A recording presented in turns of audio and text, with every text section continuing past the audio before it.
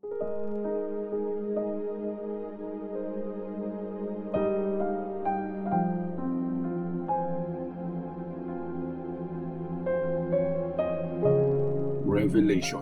chapter 17. Ang prostitute at ang halimaw.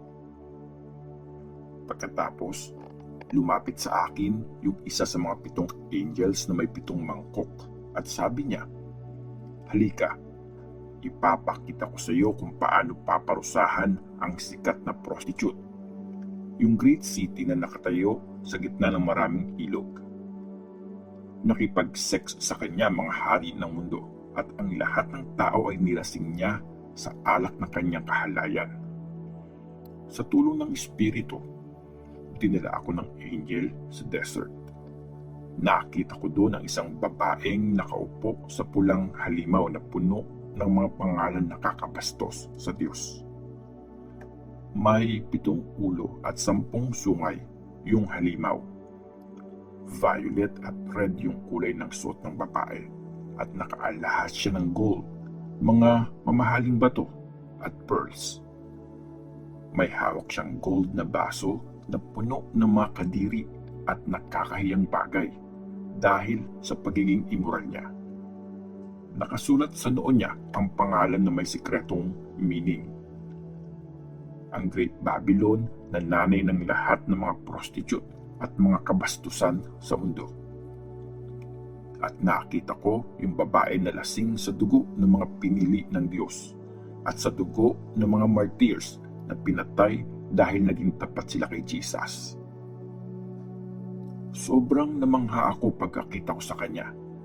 Pero sabi ng angel sa akin, "Bakit ka namangha? Sasabihin ko sa iyo ang mystery tungkol sa babae at sa sinasakyan niyang halimaw na may 7 ulo at 10 sungay. Yung halimaw na yun na nakita mo, buhay yun dati pero hindi na ngayon. Lalabas siya galing sa napakalalim na hukay at mawawasak. Yung mga tao sa mundo na nung una pa lang ay hindi nakasulat ang pangalan sa libro ng buhay, maa-amaze sila pag nakita nila ang halimaw.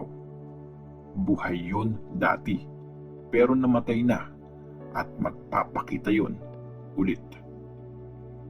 Kailangan dito ng karunungan at pag-intindi. Yung 7 ulo, yun yung 7 bundok kung saan nakaupo yung babae. 7 hari din ang mga yun. Bumaksak na ang 5 sa kanila. Yung isa naghahari pa at yung isa hindi pa dumadating. Pagdating niya, sandali lang siyang maghahari at yung halimaw na dating buhay pero hindi na ngayon, yun mismo ang pang-8 hari na isa sa mga 7 hari at wawasakin siya. Yung 10 sungay na nakita mo, yun yung 10 hari na hindi pa nagsisimulang mamuno pero bibigyan sila ng authority na mamuno sa loob ng 1 oras kasama ng halimaw. Lahat sila, iisa lang ang gustong mangyari at ibibigay nila ang kapangyarihan at authority nila sa halimaw. Lalabanan nila ang tupa at matatalo sila ng tupa kasi siya ang Panginoon ng mga Panginoon at Hari ng mga hari.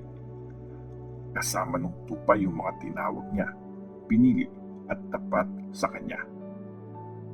Sinabi din ng angel sa akin, yung mga ilog na nakita mo kung saan nakaupo yung prostitute, yun ang grupo ng mga tao galing sa iba't ibang lahi, mga bansa at mga language. Magagalit sa prostitute yung 10 sungay na nakita mo at yung halimaw. Nanakawin nila lahat ng meron siya at iiwan siyang nakahubad. Lalapain nila yung laman niya at susunugin siya. Nilagay kasi ng Diyos sa puso nila na gawin ang gustong mangyari ng Diyos, na magkaisa sila at ibigay sa halimaw ang kapangyarihang maghari hanggang sa magkatotoo ang salita ng Diyos. At yung nakita mong babae, siya yung makapangyarihang city na naghahari sa lahat ng mga hari sa mundo.